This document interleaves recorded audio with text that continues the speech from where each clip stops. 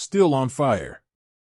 Episode 1 of Anthracite begins in 1994, Louisiana. After the murder of Roxanne Vile, who is stoned and covered in anthracite, a SWAT team conducts a raid. They head to Caleb Johansson's house, the leader of Ekron's cult. They are too late as his followers conduct mass suicide, but he survives. It is 2024 and Solal Heilman is looking into the case. His chirpy daughter, Ida, is a proficient web sleuther with a large community. While they are on call, someone jumps him and he tells her to stay away before he is kidnapped. So, of course, Ida does the opposite. She lands in Louisiana, and with a photo of Jero in her dad's file, she finds him at the ski resort shop where he works with his friend, Romeo. She bombards him with her techniques on how she found him and how he may be the key to finding her dad, but he isn't impressed. Disappointed, she heads to her car where she gets a nosebleed while someone watches her. One of the customers, Emma, lures Jero to the hills and tries to make a move on him. He is flattered, but since he is on parole, he doesn't want to lose his job and leaves. She is annoyed, and while ranting to her friend, someone grabs her. Initially from Paris, Jero is currently staying with his uncle who still has PTSD from Juliet's death, his sister and Jero's mother. Things don't look good as Jero's ex, Anais, wants sole custody of his kid, Malia, because she thinks he is trouble. In Ida's hotel room, she removes her wig and reveals she is a cancer patient.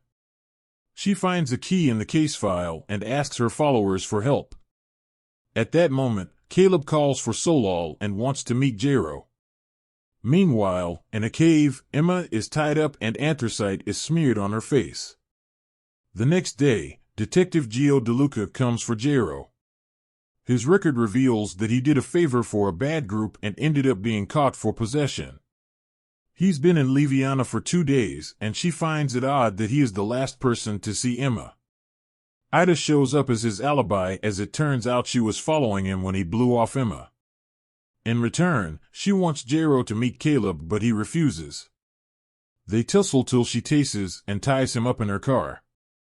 She even threatens to take back the alibi, and he gives in.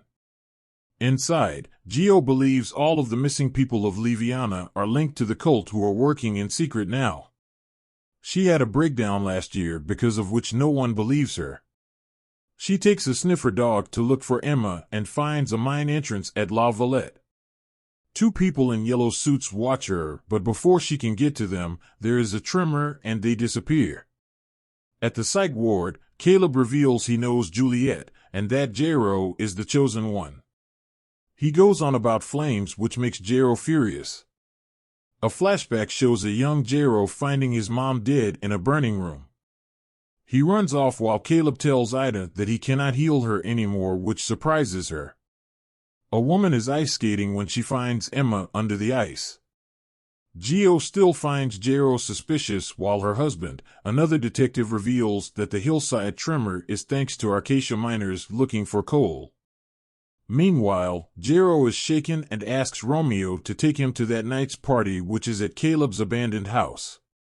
To enter, they need to put anthracite on their face, and Jero finds the whole thing funny. Elsewhere, Ida gets a call from her doctor as she has quit chemo and refuses to try again. A flashback shows that she has been in hospitals since she was a kid.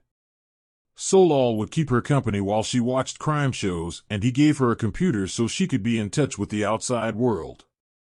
Her followers finally find the key's purpose, which takes her to Solal's storage room full of computers and interview footage. It seems that under the guise of a TV report, he was secretly investigating. A stray cat drops a tape, and it is of Juliet. At the party, Jero gets high and recalls Caleb's words on how the flame will consume his family.